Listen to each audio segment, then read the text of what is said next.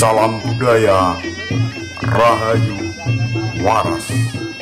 Inilah kisah selanjutnya dari Setia Bambang Pajarprono, Prabu Bakah.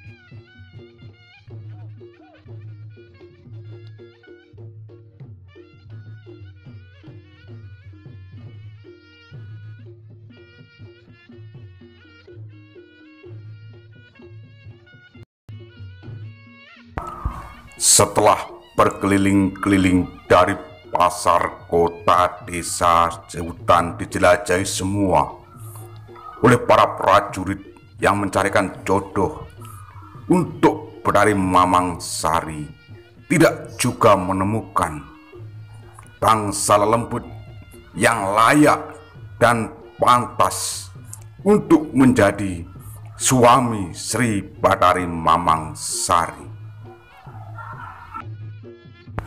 Maka para prajurit itu pun kembali ke kerajaan Dahonowengker. Sang Patih Manggolojudho menuturkan kepada Sri Badari Mamang Sari,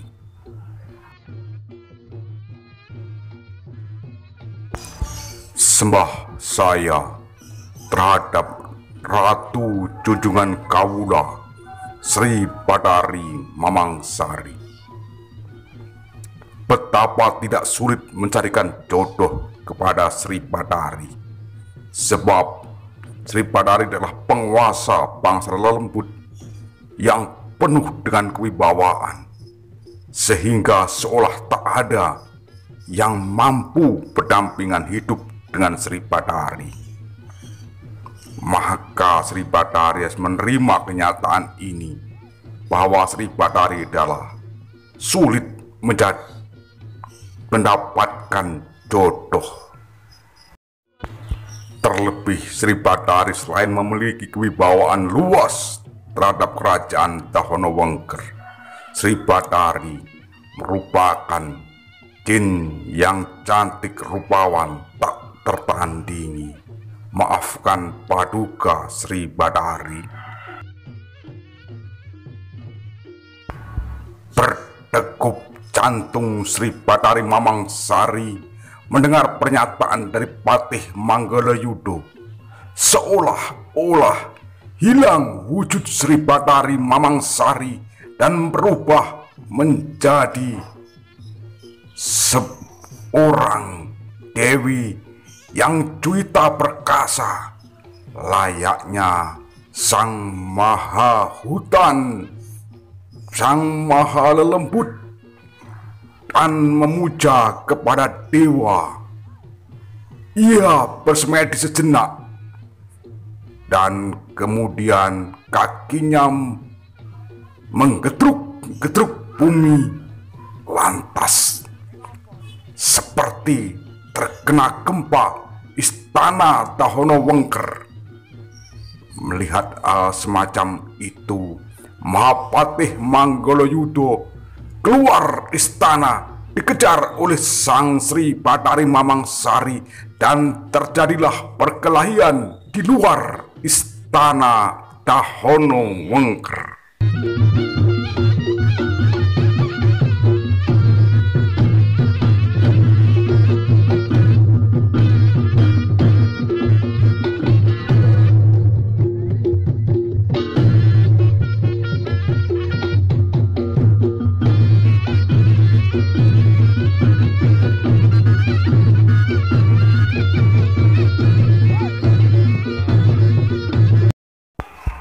Kita tinggalkan sejenak yang berkelahi. Kita memasuki sebuah cerita bahwa Sang Maha Prabu Janaka dari Mataram memiliki narapidana di dalam penjara. Ia adalah seorang raksasa yang berani menentang kepada kebijakan dari Sang Prabu Janaka.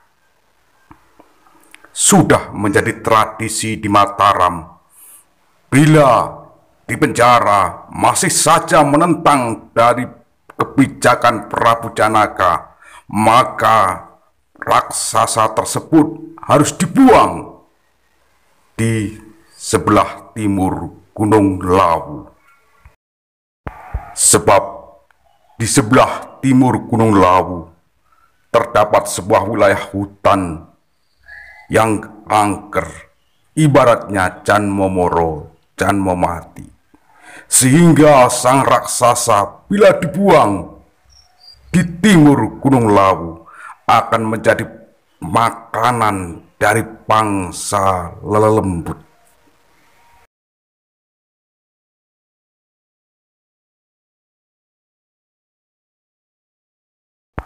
Raksasa yang mengalami pembuangan itu bernama Boko atau disebut Bakah. Ia memang berani kepada Raja Mataram, yaitu Prabu Janoko, dan kini ia harus mengalami pembuangan di timur Gunung Lawu, di sebuah hutan yang angker, Jan Momoro, Jan Momati. Ke alam kajinan yang gawat keliwat-liwat.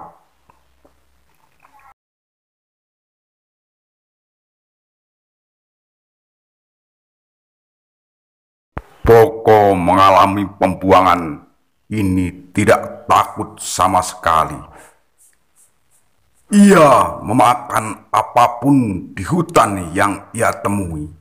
Hewan hutan, bentuk apa saja, ia makan dengan lahapnya.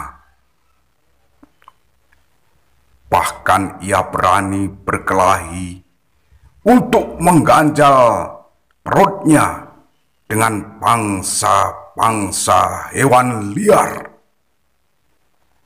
Boko semakin ganas di dalam pembuangan ini, karena demi perut kosongnya harus terisi. Bahkan singa sekalipun ia lahap. Pada suatu hari, saat Boko bangun tidur, ia merasakan melilit-lilit pada perutnya. Ia menengok kanan kiri dan berjalan sempoyongan mencari santapan berupa hewan liar. Namun kelihatannya hewan-hewan buruan di hutan ini telah habis dilahapnya. Maka ia pergi untuk meninggalkan hutan tersebut. Tapi malang nasib Boko, ia harus berhadapan dengan seekor harimau ganas yang siap menerkam mengancamnya. Boko terpental jauh dan harimau itu terus mengejarnya. Perkelahian terjadi antara Boko dan harimau. Melihat kenyataan itu, Boko berlari ke bawah batu besar yang tak lain adalah sebuah goa yang menganga. Harimau kebingungan mencari keberadaan Boko. Ia menoleh ke kanan dan kiri, tapi tak ditemukan Boko. Karena Boko menutup pintu goa itu dengan batu besar.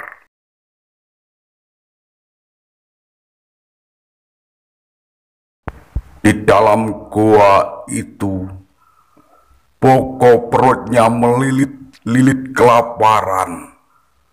dasar raksasa, suka makan yang banyak, tapi kini ia harus menahan lilitan perut yang lapar. Ia bersemedi sejenak, memandang kepada atap-atap gua, meminta kepada Sang Mahadewa kemana ia harus melangkahkan kakinya untuk mendapatkan makanan. Seolah-olah ada perkataan dalam goa, Boko harus berjalan ke timur lurus. Maka Boko pun melangkahkan kaki, mendobrak pintu goa, dan ia berjalan ke timur.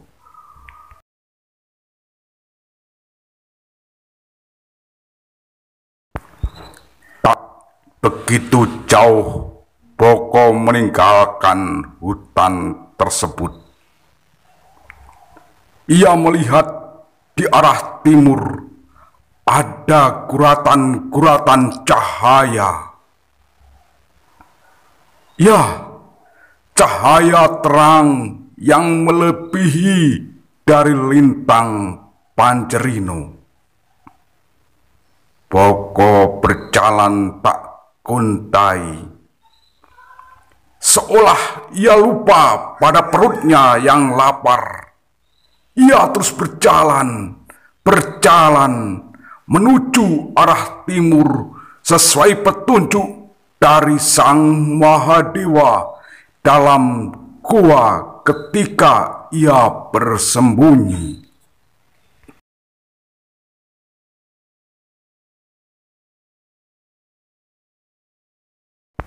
Sedulurku sekalian, itulah tadi siapa Boko atau Bakah. Ia adalah seorang raksasa yang menjadi tahanan dari Prabu Janaka Mataram.